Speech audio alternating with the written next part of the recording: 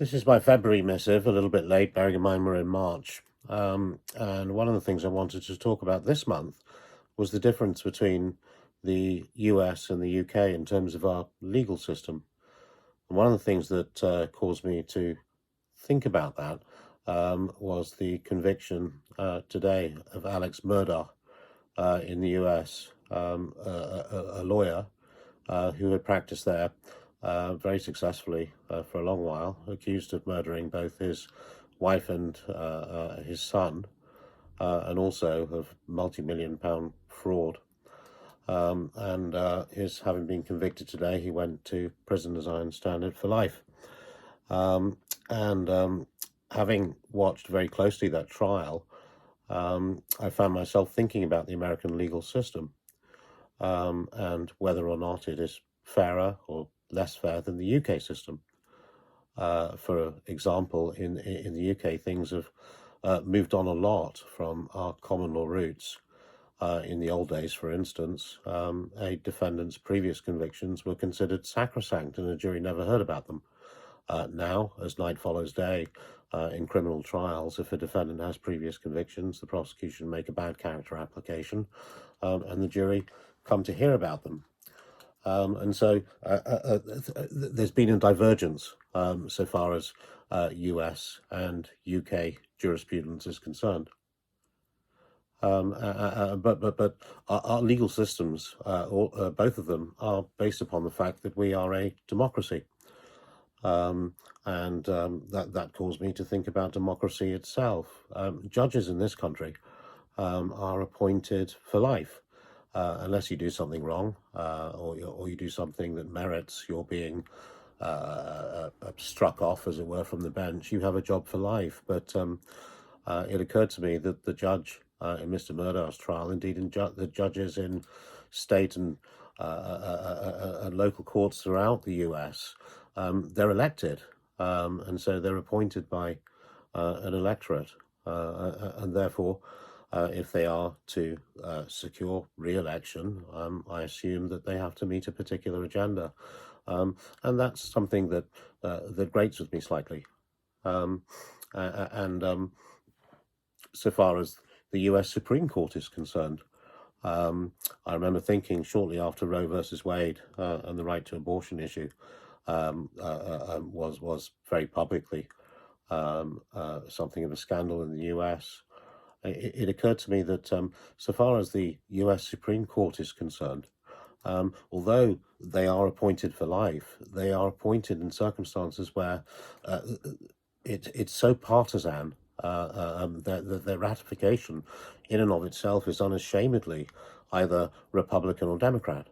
And so far as the US Supreme Court is concerned, those individuals who are appointed to that highest court in the land generally stand by the political principles of the party who effectively supported and or endorsed their appointment. And that's why in the US you see lots of articles and student theses and comment about the constitution of the US Supreme Court, about the political views of an individual member of that Supreme Court and the judgments that he may historically have made. And it occurred to me that apart from Baroness Hale, who was the senior judge of the House of Lords, now the UK Supreme Court, when she came to retire, I can't think of a single article or a single thing that I've read about an individual member of the UK Supreme Court, the House of Lords, and that's because so far as that particular tribunal is concerned, I hope it's not naive of me to say that after 30 years of practice as a criminal barrister, I'm probably correct in my view that so far as that tribunal is concerned, the decisions that are made by our House of Lords, our Supreme Court, are based upon consensus.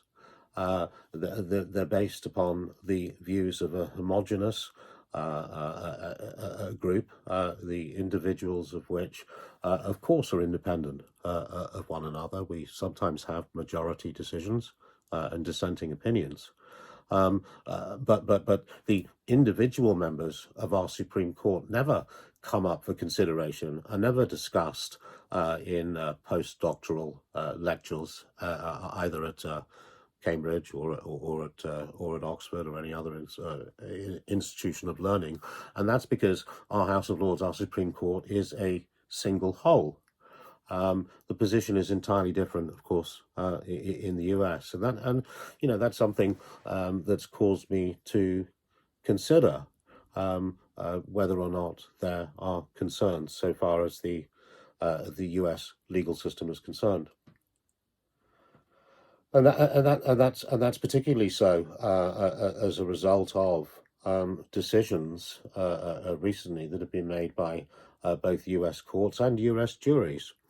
Johnny Depp, I think many of us followed the Johnny Depp Amber Heard saga, if not out of morbid curiosity, perhaps out of some vague legal interest.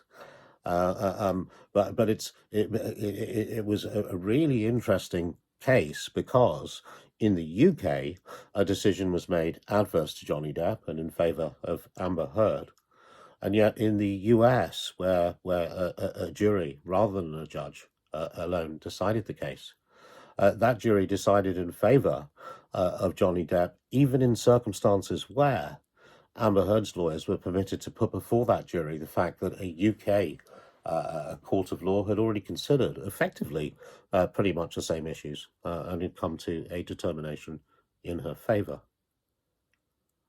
And so the US system, democratic and fair as it is, produces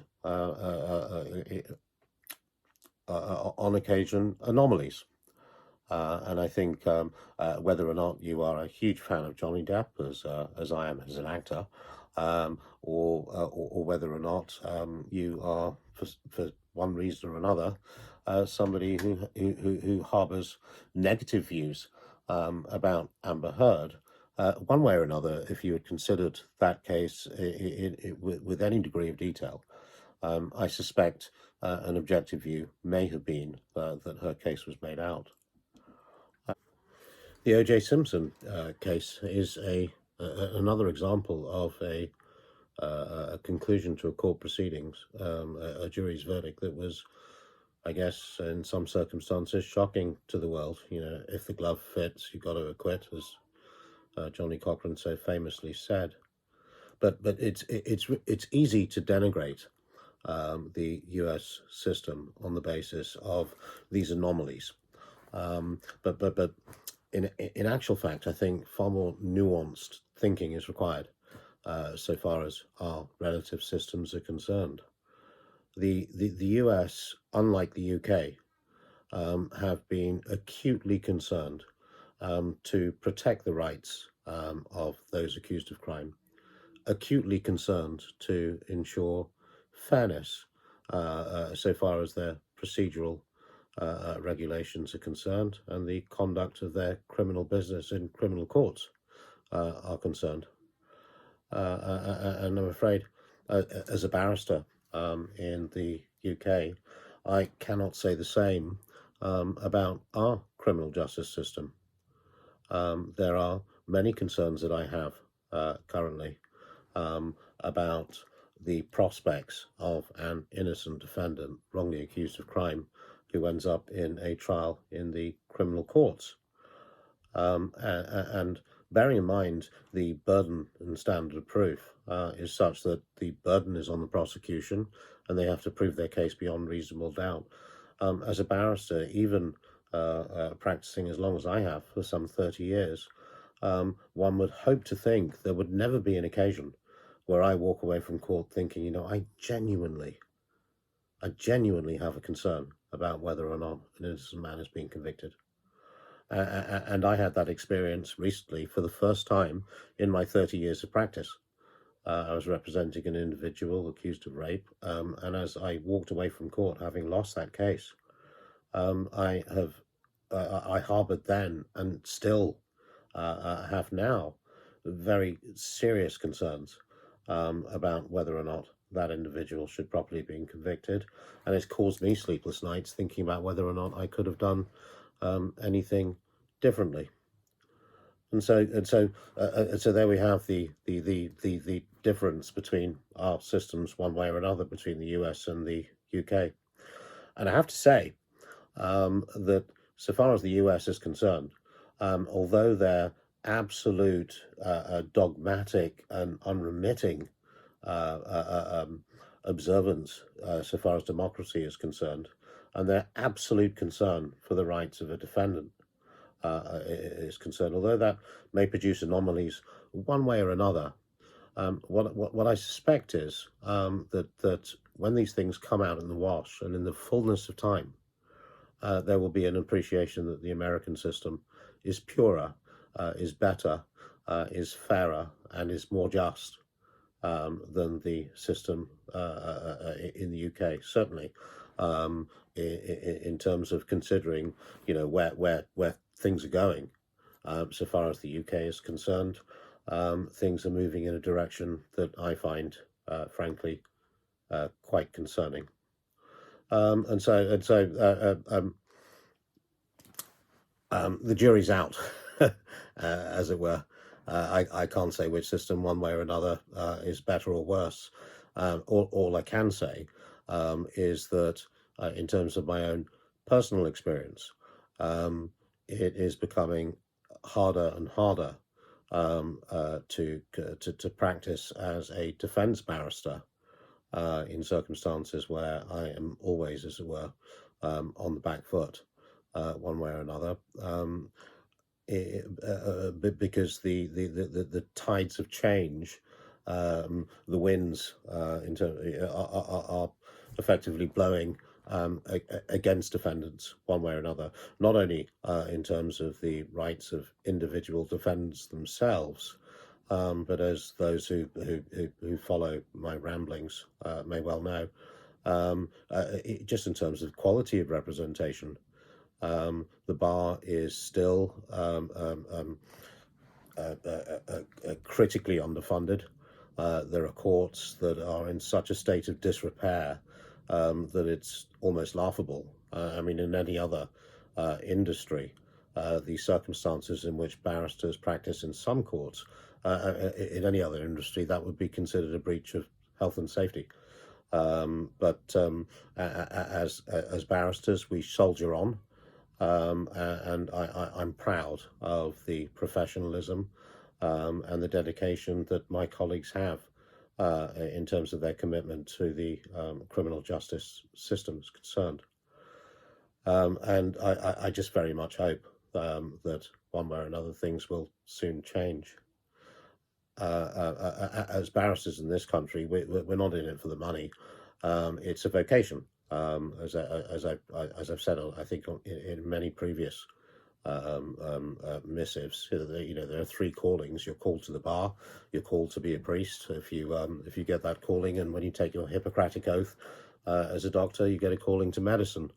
But that doesn't mean that we should be literally taken advantage of to the point that it almost becomes abuse. Coming back to the Amber Heard, Johnny Depp fiasco, fun though it was, when you look at the fees that were generated during the course of that case, the millions, literally millions, on one side versus another. When I think of the 4, 5, 6 month trials that I do on legal aid, battling at every stage, for example, if it's a contracted case, some member of the Legal Services Commission, one way or another, whose only agenda is to literally get as much out of us or out of me for free as they're able to do so. It makes me sad.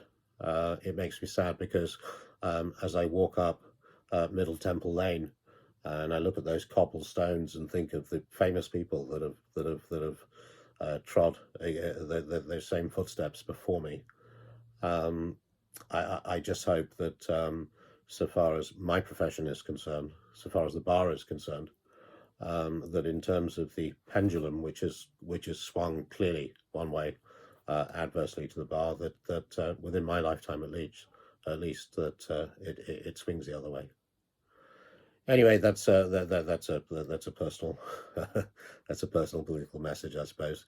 The point of this February missive was just to have those who